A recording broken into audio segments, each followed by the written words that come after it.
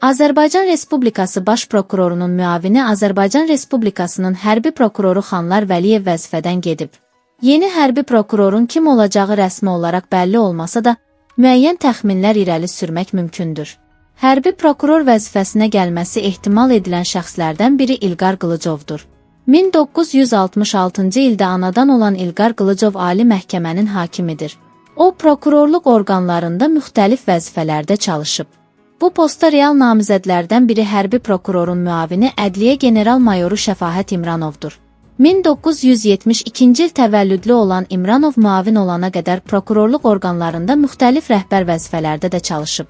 Baş prokurorun birinci müavini Lənkəran rayon prokuroru olmuş Elçin Məmmədov da hərbi prokuror vəzifəsinə namizədlərdən biri sayıla bilər. O, 1971-ci ildə anadan olub, 1993-cü ildən prokurorluq orqanlarında çalışıb.